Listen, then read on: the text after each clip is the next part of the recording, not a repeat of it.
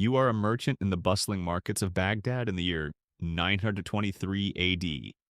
The air thrums with the calls of traders hawking their wares, the clatter of coins changing hands, and the sweet scent of frankincense drifting from distant stalls. But today, something is different. The usual laughter and animated bargaining has given way to hushed whispers and nervous glances.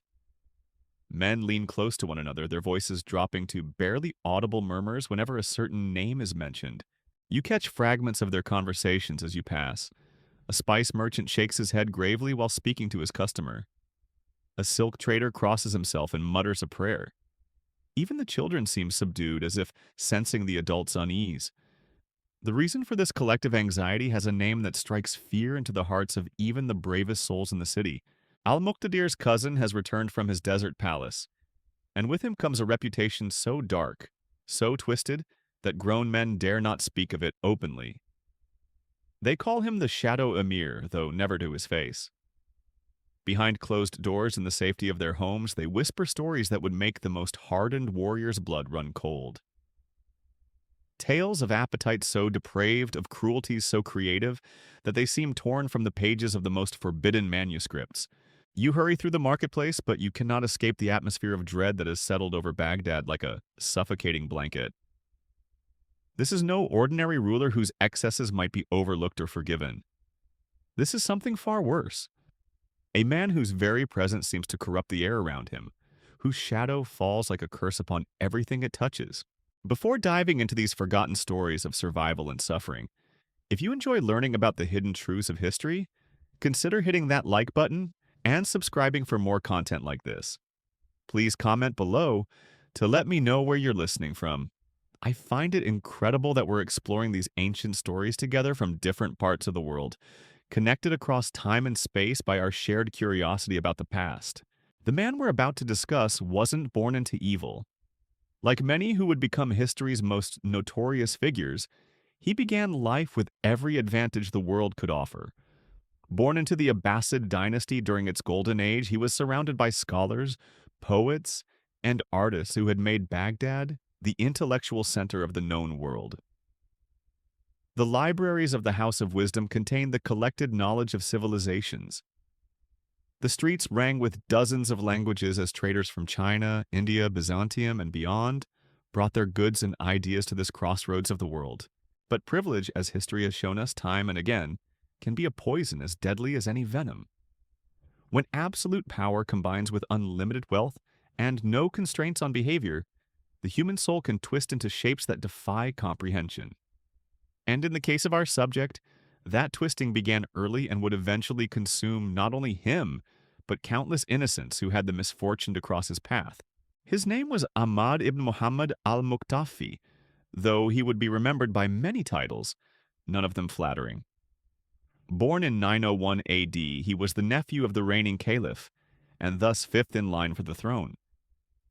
This position gave him enormous power, but freed him from the responsibilities that might have constrained his behavior.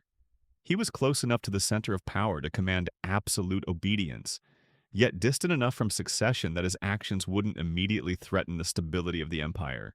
The first signs of his twisted nature appeared during his adolescence, though those around him either failed to recognize the warning signs or chose to ignore them. Palace servants began to whisper about the young prince's peculiar interests and the increasingly disturbing requests he made of his tutors and attendants. Animals in the palace gardens were found dead under mysterious circumstances. Servant girls who caught his attention had a tendency to disappear only to reappear days later, changed in ways that those who knew them struggled to explain. His education, which should have civilized and refined him, instead seemed to provide him with new avenues for cruelty. He studied the great works of literature not to appreciate their beauty, but to catalog the sufferings described within them. He learned about foreign cultures not out of intellectual curiosity, but to understand new methods of domination and control. Most disturbing of all, he became fascinated with the medical texts housed in Baghdad's great libraries. Though his interest lay not in healing but in understanding the precise mechanisms of pain and the limits of human endurance. By the time Ahmad reached his 20th year, the palace staff had learned to fear his very presence.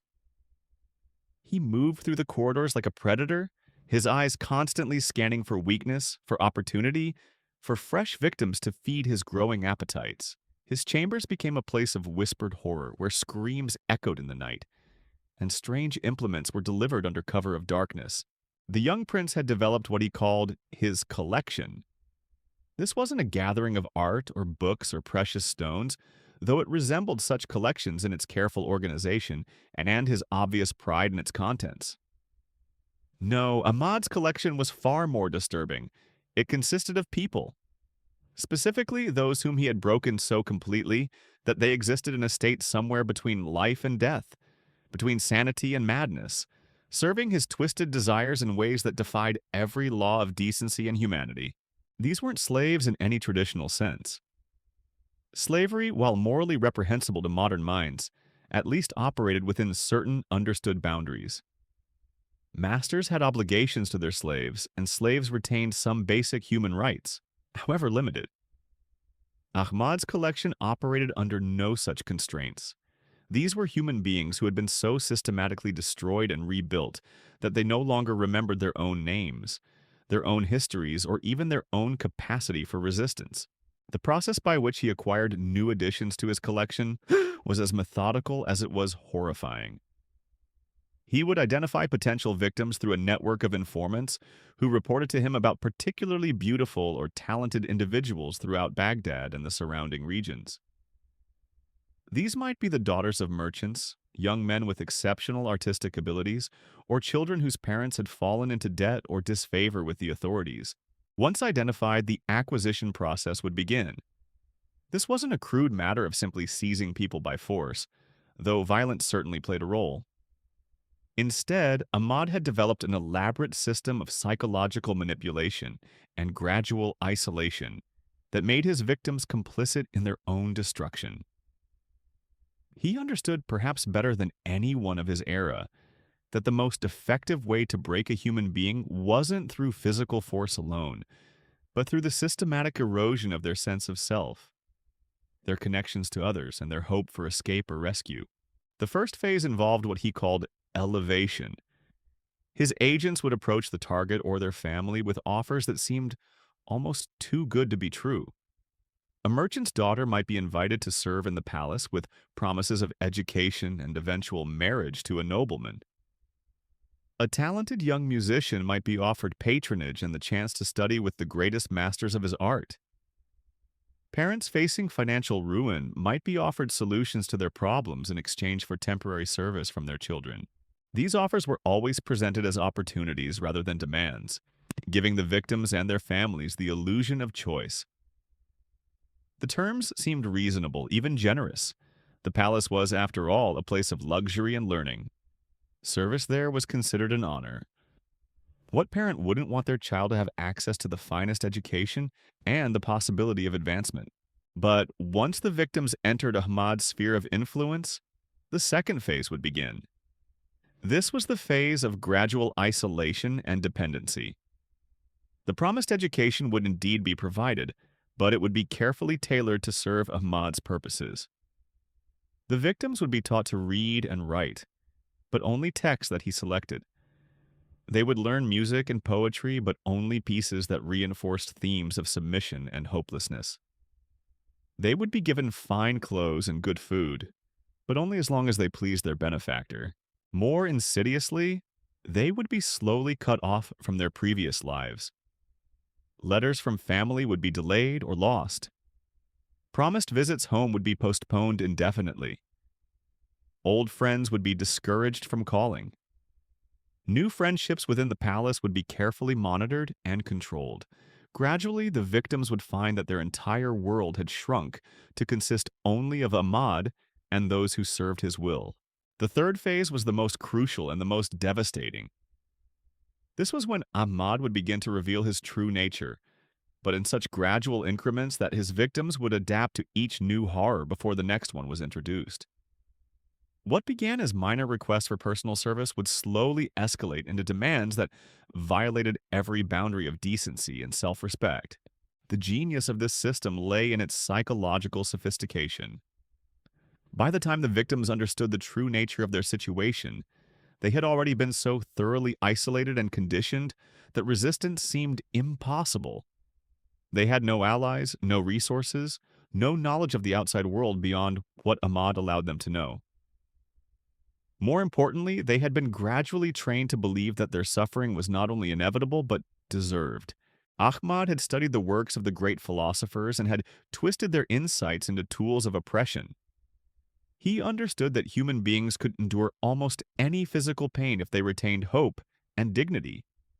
Therefore, his methods focused on destroying these intangible qualities first. He would convince his victims that they were worthless, that their families had abandoned them, that their suffering was a just punishment for imaginary sins. The physical aspects of their torment, when they came, were almost secondary to this psychological destruction. By the time Ahmad began to make his most degrading demands, his victims had been so thoroughly broken that they would comply without resistance, even expressing gratitude for the privilege of serving him. They had become, in effect, willing participants in their own degradation. The most horrifying aspect of Ahmad's collection wasn't the individual suffering it represented, though that was certainly profound. It was the systematic nature of the process, the way he had turned human destruction into a science. He kept detailed records of his methods, noting which techniques were most effective on different types of personalities. He experimented with variations in his approach, constantly refining his ability to break and remake human beings according to his twisted vision.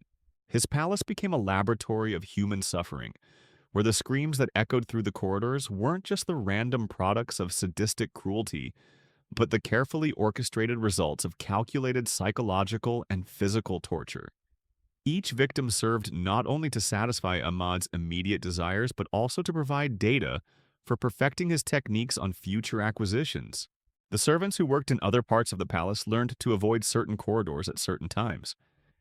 They developed an elaborate system of signals to warn each other when Ahmad was moving through the building, allowing them to disappear into side passages or storage rooms until the danger had passed. Even those who served him directly lived in constant terror, knowing that a single misstep could transform them from servants into additions to his collection. Yet perhaps the most chilling aspect of the entire situation was how normalized it became within the palace walls. After months and years of exposure to Ahmad's activities, even decent people began to accept the unacceptable. The human capacity to adapt to horror, to find ways to continue functioning even in the presence of unimaginable evil, allowed the system to perpetuate itself. Guards who might have been good fathers and loving husbands in their private lives learned to look the other way when new victims were brought in. Cooks and cleaners who would have been horrified by such behavior in any other context simply focused on their own duties and tried not to think about what was happening in the rooms they weren't allowed to enter. This normalization of evil extended beyond the palace walls. Ahmad's reputation was known throughout Baghdad, but the city's inhabitants had learned to speak of it only in whispers, and only when they were certain they wouldn't be overheard. The economic and political power he wielded made direct confrontation impossible, and the systematic nature of his activities made it easy for people to tell themselves that the rumors were exaggerated, that the truth couldn't possibly be as bad as the stories suggested. The merchants in Baghdad's markets weren't wrong to whisper. The stories they dared not tell in full were more horrifying than their worst nightmares could conjure. But the most disturbing truth was that Ahmad's activities weren't confined to the dark corners of his private palace. As his confidence grew and his appetites expanded, he began to view the entire city as his personal hunting ground. He developed what he called expeditions, elaborate outings that served as cover for acquiring new specimens for his collection. These weren't the crude raids that a less sophisticated monster might employ. Instead, they were carefully orchestrated events that gave him plausible reasons to travel throughout the city and surrounding regions while searching for victims who caught his attention. Religious festivals became particular favorites for these expeditions. Ahmad would present himself as a devout patron of the arts, commissioning elaborate celebrations that required the participation of singers, dancers, and musicians from across the region. Young performers would compete for the honor of entertaining the prince, unaware that their talent and beauty were being evaluated according to criteria that had nothing to do with artistic merit. During one such festival celebrating the Night of Power during Ramadan, Ahmad spotted a young calligrapher whose work had been displayed in the courtyard of the Great Mosque. The boy, perhaps 16 years old, had spent months creating an illuminated manuscript of Quranic verses, each letter formed with such precision and beauty that even the most learned scholars stopped to admire his craftsmanship. Ahmad approached the boy's family with an offer that seemed like divine providence. He wished to commission a complete copy of the Quran, illuminated with the finest gold and precious stones, as a gift to the caliph himself. The work would take perhaps 2 years, during which time the young calligrapher would live in the palace, provided with the finest materials and working conditions. Upon completion, the boy would receive a sum of gold that would secure his family's prosperity for generations. The family's joy was complete. Their son's talent had been recognized by royalty itself. The commission would elevate their status throughout the city, and the payment would lift them from the modest circumstances that had always constrained their ambitions. They blessed Ahmad's name and praised Allah for sending such an opportunity to their humble household. The young calligrapher entered the palace with dreams of artistic achievement and religious devotion. He imagined the honor of creating a manuscript that would be treasured by the caliph, perhaps even housed in the great library where scholars from across the Islamic world would study his work for centuries to come. The workshop prepared for him was indeed magnificent, with the finest papers, inks, and brushes that money could acquire. For the first months, everything proceeded exactly as promised. The boy worked on his masterpiece with passionate dedication, creating letters so perfect they seemed to flow directly from divine inspiration. Ahmad would visit occasionally, praising the work's beauty and encouraging the young artist to take his time to ensure that every detail met the highest standards of perfection. But gradually, almost imperceptibly, the conditions began to change. The visits became more frequent and more personal. Ahmad would arrive not just to examine the manuscript, but to engage in long conversations about art, about beauty, about the nature of devotion and submission to higher powers. These discussions, which initially seemed like the generous attention of an enlightened patron, slowly began to take on darker undertones. Ahmad would speak of how true artistry required the complete surrender of the self, the abandonment of personal desires in service to something greater. He would describe the calligrapher's work not just as religious devotion, but as a form of worship that demanded the sacrifice of everything worldly and selfish. The boy, flattered by such attention from a prince and genuinely devoted to his craft, found himself drawn into philosophical discussions that gradually reshaped his understanding of his own purpose. The isolation was so gradual that the young calligrapher barely noticed it happening. His meals were brought to his workshop so he wouldn't be distracted from his sacred task. His correspondence with family was handled through Ahmad's secretaries to ensure that nothing would interfere with his concentration. Other palace staff were instructed not to disturb him with trivial conversation that might break his artistic focus. By the time the boy realized he was essentially a prisoner, he had already been so thoroughly indoctrinated that he viewed his isolation not as captivity but as a necessary purification. Ahmad had convinced him that his previous life, his family, even his own desires, were obstacles to achieving the spiritual perfection that his art demanded. The transformation that followed was as methodical as it was devastating. Ahmad introduced new concepts gradually, always framed in terms of artistic and spiritual development. Physical discomfort was reframed as discipline necessary for true devotion. Degrading tasks were presented as exercises in humility that would enhance his spiritual understanding. Each boundary that was crossed was justified by increasingly elaborate theological and philosophical arguments that the isolated boy had no resources to challenge or escape. Within 18 months, the talented young calligrapher had become something unrecognizable. His manuscript remained unfinished, abandoned when Amid decided that his victim had achieved a more perfect form of artistic expression through complete submission to his master's will. The boy who had once dreamed of creating beauty that would inspire generations now existed only to provide a different kind of satisfaction to his captor. His family waited for news, for letters, for some sign that their son was well. Ahmad's agents would occasionally deliver messages, supposedly from the boy, describing his important work and explaining why he couldn't visit or receive visitors. The messages became less frequent over time and eventually stopped altogether. When the family finally worked up the courage to inquire directly about their son's welfare, they were told that he had been sent on a special mission to a distant province and would return when his work was complete. This pattern repeated itself across Baghdad and throughout the surrounding regions. Ahmad's network of agents identified promising targets, his elaborate deceptions drew them into his sphere of influence, and his systematic methods of psychological destruction transformed them into additions to his collection. Each success made him bolder. Each victim taught him new refinements in his techniques of human manipulation and degradation. The scope of his activities eventually grew so extensive that maintaining the fiction of legitimate patronage became impossible. Too many families had lost sons and daughters to his supposed commissions and educational opportunities. Too many talented individuals had disappeared after attracting his attention. The whispers in the marketplace weren't just gossip anymore. They were warnings passed between parents who had learned to fear their children's exceptional abilities.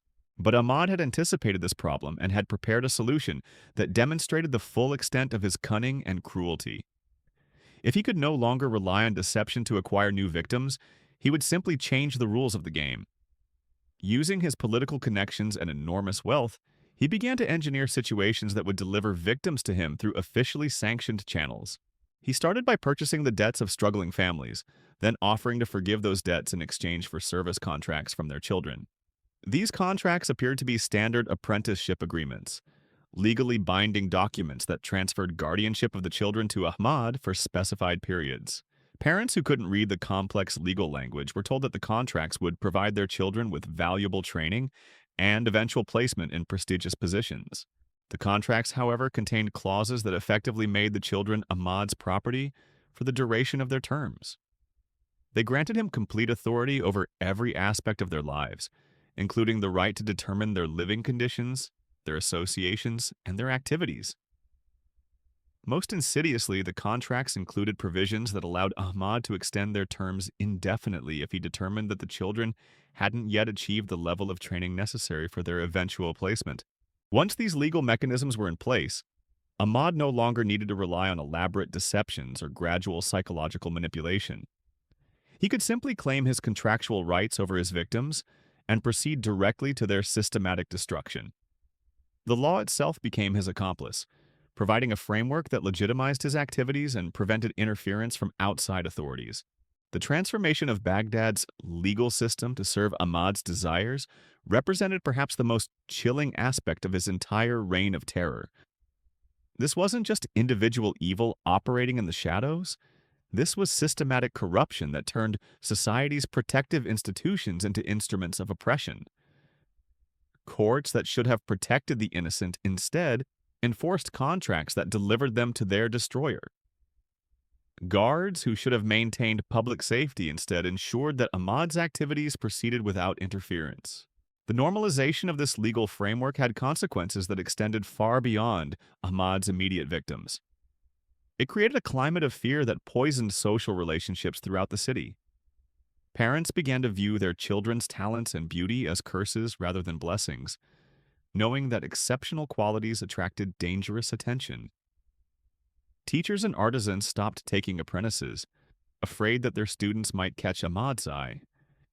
Even marriages were arranged with consideration for whether the union might produce children who would be vulnerable to his predations. The psychological impact on Baghdad's population was profound and lasting.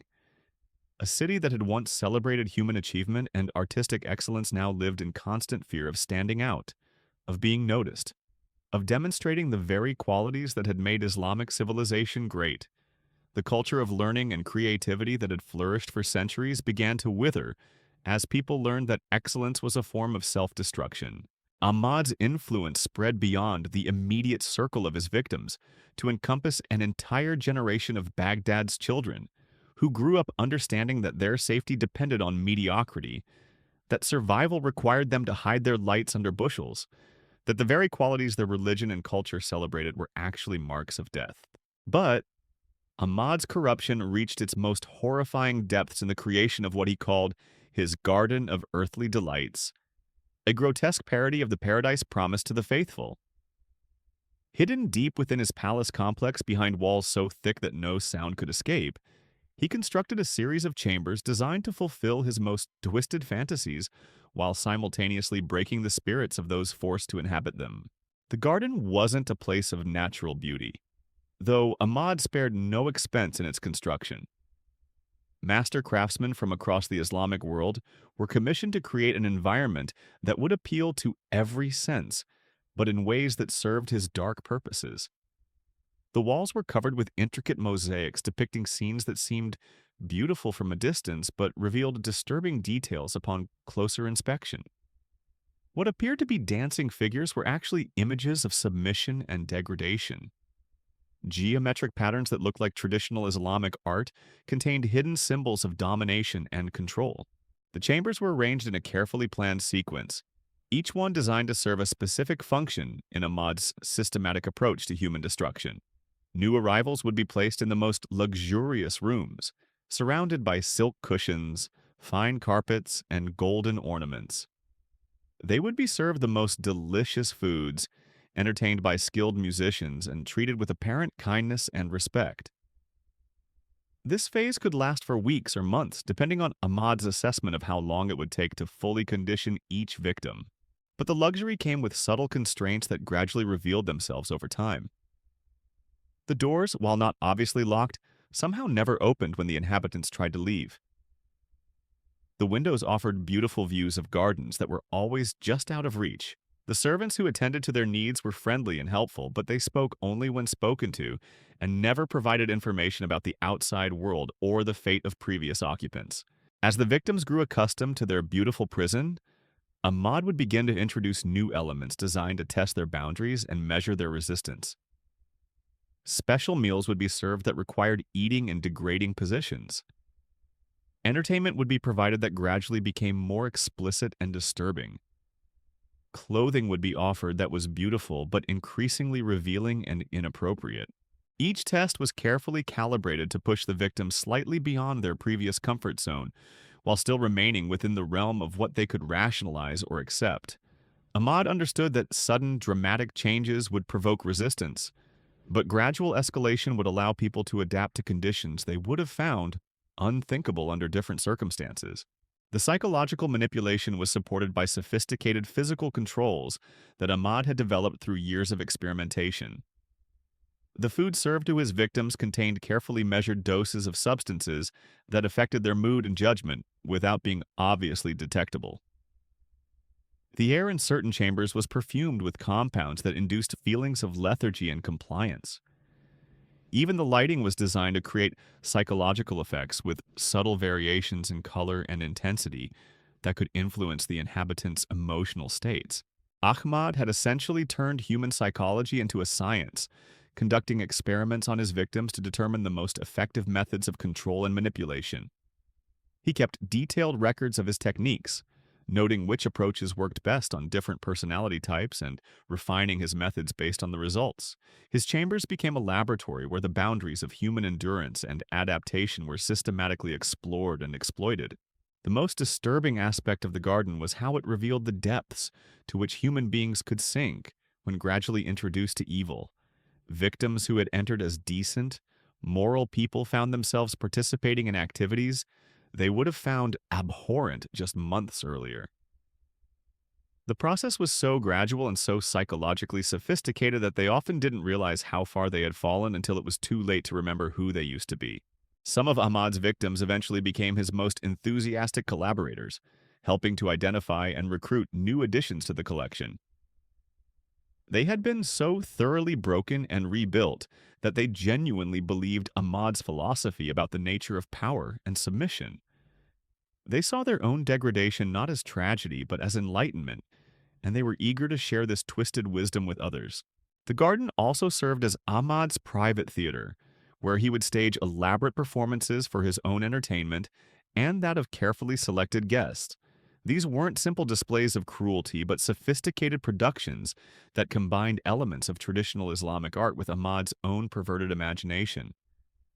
Music, poetry, dance, and visual arts were all corrupted and transformed into vehicles for celebrating human degradation.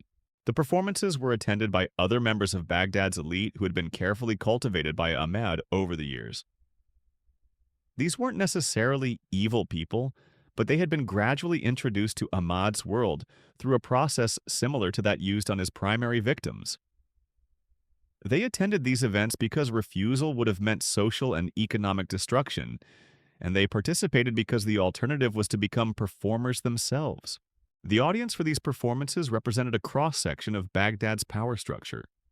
Merchants whose businesses depended on Ahmad's patronage, military officers whose careers required his support, religious figures whose positions were secured through his influence, and courtiers whose very lives depended on maintaining his favor.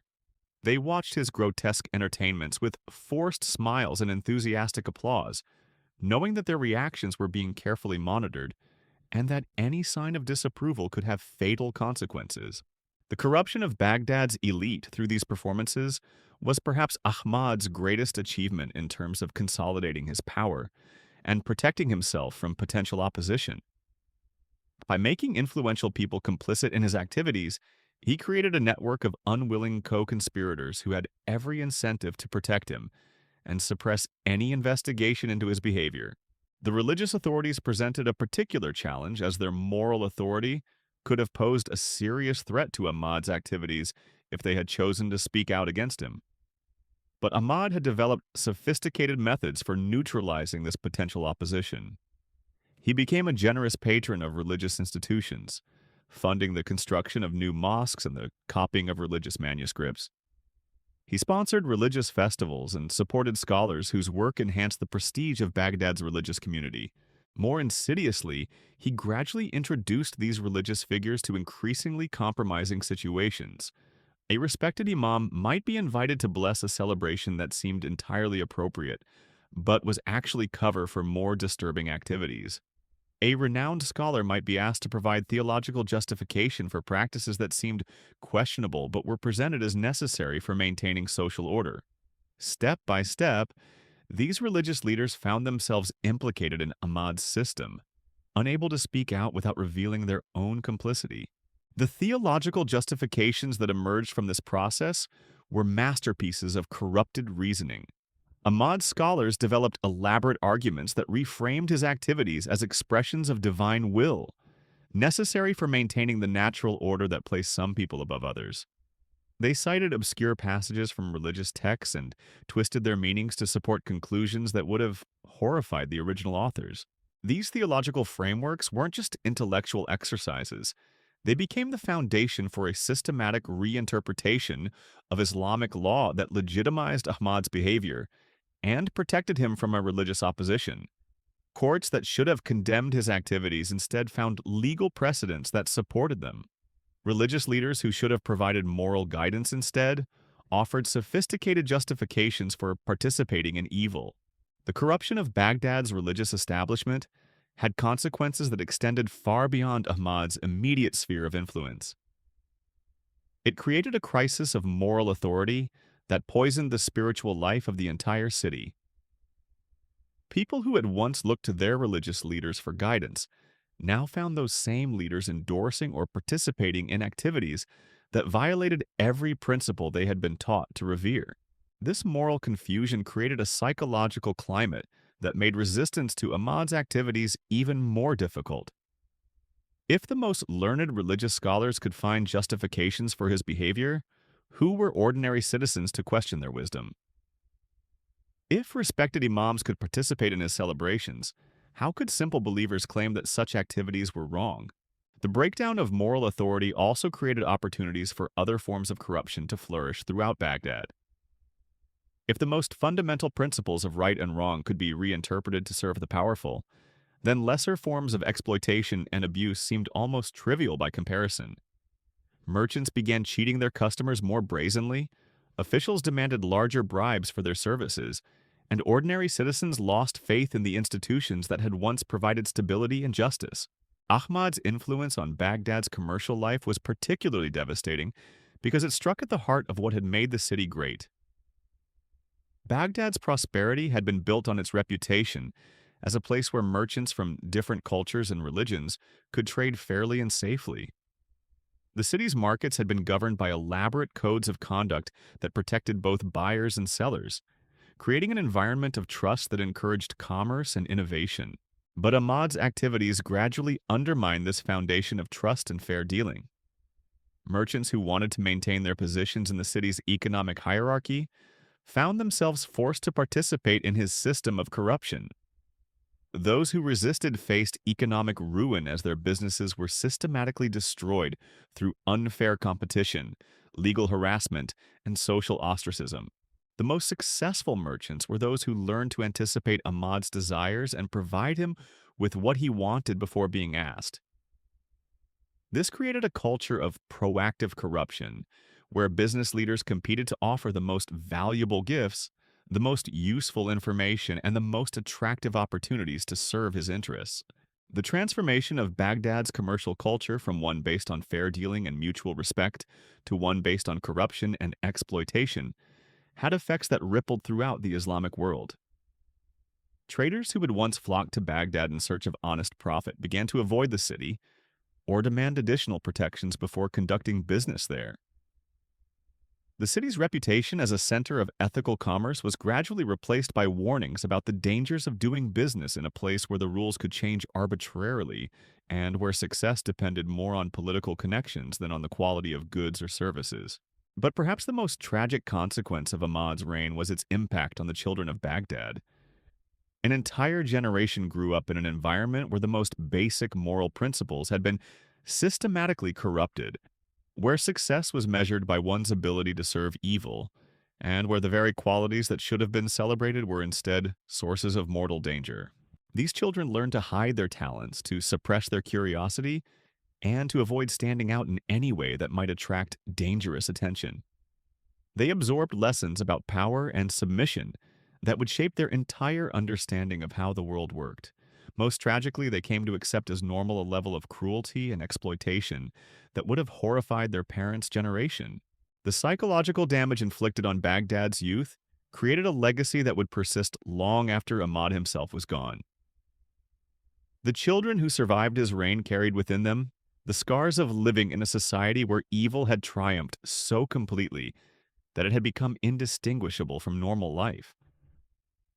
They passed these psychological wounds onto their own children, creating cycles of trauma that would affect generations.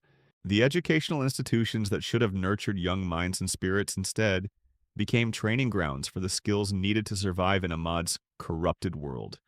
Teachers focused less on inspiring students to achieve greatness than on helping them avoid the kind of attention that greatness might bring. Schools that had once celebrated intellectual achievement and artistic excellence now emphasized conformity and mediocrity as the keys to survival. The cultural impact was equally devastating. Baghdad had been renowned throughout the Islamic world for its poets, musicians, artists, and scholars. The city's creative community had produced works that inspired and enlightened people across vast distances and cultural boundaries. But under Ahmad's influence, this creative flowering withered and died. Artists learned to create works that pleased their patrons rather than expressing their own vision or serving higher ideals. Musicians composed songs that celebrated submission and degradation rather than beauty and transcendence. Poets wrote verses that reinforced the power of the corrupt rather than challenging injustice or inspiring resistance. The corruption of Baghdad's artistic community was particularly tragic because it represented the perversion of humanity's highest aspirations. Art had always been one of the ways that people could transcend their immediate circumstances and connect with something greater than themselves. But Ahmad had turned this transcendent impulse into another tool for human degradation, using beauty itself as a weapon against the human spirit. The few artists who tried to maintain their integrity faced impossible choices. They could compromise their principles and create works that served Ahmad's purposes, or they could maintain their artistic vision and face the consequences of his displeasure. Most chose compromise, telling themselves that survival was more important than artistic integrity, that they could preserve their true beliefs in private while creating acceptable works for public consumption. But the psychological cost of this compromise was enormous. Artists who had once found joy and meaning in their work now experienced only shame and self-loathing. The act of creation, which should have been a source of fulfillment, became instead a daily reminder of their moral failure. Many abandoned their art entirely, unable to bear the weight of their complicity in evil. The systematic destruction of Baghdad's cultural life under Ahmad's influence represented more than just the loss of individual artistic works or the silencing of particular voices. It represented the death of an entire civilization's soul, the transformation of a society that had once celebrated human potential into one that existed only to serve the twisted desires of a single evil man. Yet even in this darkness, there were those who refused to surrender completely to despair. In the hidden corners of the city, in the quiet moments between public performances of submission, some people maintained their connection to the values and principles that Ahmad sought to destroy. They preserved fragments of poetry that spoke of justice and beauty. They told stories that reminded children of what the world had been like before evil triumphed. And they kept alive the hope that someday, somehow, things might be different. These acts of resistance were necessarily small and secret, but they represented the indestructible core of human dignity that even the most sophisticated systems of oppression could not completely eliminate. The people who engaged in this quiet resistance knew that they might never live to see their efforts bear fruit, but they continued their work because they understood that the alternative was the complete victory of evil over good. Their resistance would prove to be more significant than they could have imagined, for the seeds they planted in secret would eventually grow into the forces that would bring about Ahmad's downfall. But that moment was still years away, and in the meantime, the Shadow Emir's reign of terror continued to cast its dark shadow over one of the world's greatest cities. The whispers in Baghdad's markets spoke of divine justice finally stirring, of shadows gathering around the Shadow Emir that even his corrupted power could not dispel. For Ahmad had made a fatal error that would prove to be his undoing. In his arrogance, he had forgotten that even in the darkest times there are limits to what human beings will endure before they choose death over submission. The catalyst came from an unexpected source. Among his collection was a young woman named Zara, the daughter of a renowned physician who had been lured into Ahmad's web through promises of advanced medical training. She had survived 3 years of systematic destruction, her brilliant mind bent to serve his twisted purposes, her healing hands forced to inflict the very suffering she had once dreamed of alleviating. But Zara possessed something that Ahmad's psychological methods could not entirely destroy: a perfect memory of who she had been before her capture. While other victims gradually forgot their former selves, she retained vivid recollections of her father teaching her the sacred duty of physicians to preserve life, of her mother reading her stories of heroic women who had sacrificed everything for justice. These memories became a form of spiritual armor that protected some essential part of her soul from complete corruption. When Ahmad acquired a new victim, a boy barely 12 years old whose only crime had been exceptional skill at mathematics, something inside Zara finally snapped. She watched this child's systematic destruction begin, saw the familiar process of isolation and conditioning commence, and realized she could no longer pretend that survival justified complicity in such evil. Her opportunity came during one of Ahmad's elaborate performances, a grotesque spectacle designed to celebrate the anniversary of his first acquisition for the collection. The audience included several of Baghdad's most powerful figures, men whose continued support was essential to maintaining his system of corruption. Zara had been assigned a prominent role in the evening's entertainment, her medical knowledge perverted into a display of how precisely human suffering could be calibrated and controlled. But instead of playing her assigned part, Zara did something that shocked everyone present. In front of the assembled elite of Baghdad, she began to speak. Not the rehearsed words Ahmad expected, but the truth about what happened within the palace walls. She described in clinical detail the systematic methods used to break human beings, the careful psychological manipulation that turned victims into collaborators, the elaborate legal frameworks that legitimized unspeakable cruelty.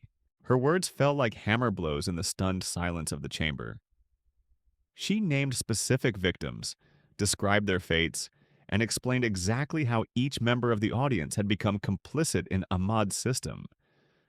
Most devastatingly, she revealed the theological justifications that had been created to provide religious cover for these activities, exposing the corrupted scholars who had twisted sacred texts to serve evil purposes. The immediate consequences were swift and brutal. Ahmad's guards moved to silence her, but the damage had already been done. The carefully maintained fiction that had allowed Baghdad's elite to participate in his system, while maintaining their self-respect, had been shattered. The comfortable lies they had told themselves about the necessity of compromise were exposed as the cowardly rationalizations they had always been. Zara's sacrifice, for she surely knew it meant her death, accomplished something that years of whispered resistance had not. It forced the powerful men who had enabled Ahmad's reign to confront the full reality of what they had supported. Some, perhaps most, would have continued their complicity even after this revelation. But a few found that they could not live with the knowledge of what they had become. The first crack in Ahmad's system came from an unexpected source. One of his own religious justifiers, a scholar named Abu Yusuf, who had spent years crafting elaborate theological arguments for practices he privately knew to be abominations.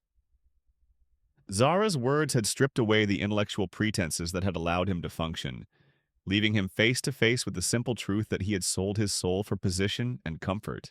Abu Yusuf's response was as dramatic as it was effective. During the next Friday prayers at the Great Mosque, before thousands of worshippers, including many of Ahmad's supporters, he delivered a sermon that demolished every theological justification he had previously constructed. He confessed his own complicity, described the corruption of religious authority, and called upon the faithful to reject the evil that had taken root in their midst. The sermon created a crisis of legitimacy that Ahmad's purely secular power could not resolve. Religious authority, once lost, could not be restored through force or bribery. The scholar's public confession and repentance resonated throughout the Islamic world, carried by pilgrims and merchants to distant cities where Ahmad's reputation had previously been protected by carefully crafted lies. More importantly, Abu Yusuf's sermon provided moral cover for others who had been waiting for someone with sufficient authority to speak truth about Ahmad's regime. Military commanders who had been forced to participate in his system found their consciences reawakened. Merchants who had prospered through collaboration began to question whether their wealth was worth the price they had paid for it. The uprising, when it finally came, was unlike anything Baghdad had ever witnessed. It was not a political revolution aimed at replacing one ruler with another, but a moral reckoning that sought to purge the city of the corruption that had poisoned every aspect of its life. The rebels were not motivated by ambition or greed, but by a desperate need to reclaim their humanity from the system that had systematically destroyed it. Ahmad's response revealed the true nature of his power and its ultimate weakness. Faced with genuine moral opposition rather than mere political rivalry, his sophisticated methods of control proved useless. You cannot psychologically manipulate people who have chosen to die rather than continue living as accomplices to evil. You cannot bribe those who have rejected material comfort as worthless compared to spiritual integrity. The final confrontation took place in the very chambers where Ahmad had conducted his most heinous crimes. The rebels, led by survivors of his collection, who had somehow retained enough of their humanity to remember what justice meant, found him cowering among the instruments of torture and degradation that had once made him feel so powerful. His end was neither quick nor merciful, but it was just. Those he had broken beyond repair finally had their revenge, and they took their time extracting payment for years of systematic cruelty. The screams that had once echoed through his palace as music to his ears now became his own final symphony. But perhaps the most fitting aspect of Ahmad's downfall was how quickly he was forgotten. A man who had lived for the worship and fear of others discovered in his final moments that evil, no matter how sophisticated or systematic, ultimately leaves no lasting legacy except the scars it inflicts on its victims. Within a generation, his name had become a cautionary tale whispered to children, a reminder that those who choose to serve darkness will themselves be consumed by it. The reconstruction of Baghdad's moral and cultural life took decades. An entire generation had to relearn what it meant to create beauty rather than corruption, to seek truth rather than expedience. to value human dignity above personal advancement. But slowly, painfully, the city began to heal from the wounds that Ahmad had inflicted upon its soul. The story of the Shadow Emir serves as an eternal warning about the corruption of absolute power and the human capacity for evil when all constraints are removed. But it also demonstrates something more hopeful, that even in the darkest circumstances, the human spirit retains the capacity for resistance, redemption, and renewal. Evil may triumph for a time, but it carries within itself the seeds of its own destruction, for it can never completely extinguish the light that burns in every human heart. In the end, Ahmad ibn Muhammad al-Muqtafi was not the most perverted emir of the Arabian Nights because of the specific acts he committed, horrific though they were. He earned that title because he had systematically corrupted an entire civilization, turning its greatest strengths into instruments of human degradation. His true perversion lay not in individual acts of cruelty, but in the transformation of a society that had once celebrated the divine spark in human beings into one that existed solely to extinguish that spark in service to his twisted desires. But darkness, no matter how complete it may seem, is always temporary. The light returns, carried by those who refuse to let it die, preserved by those who remember what the world was like before evil triumphed, and restored by those who choose to sacrifice everything rather than continue living as accomplices to their own destruction. The shadow. Amir's reign ended as all such reigns must, in the recognition that the human soul, no matter how damaged, retains the power to choose justice over expedience, truth over comfort, and light over the seductive embrace of darkness.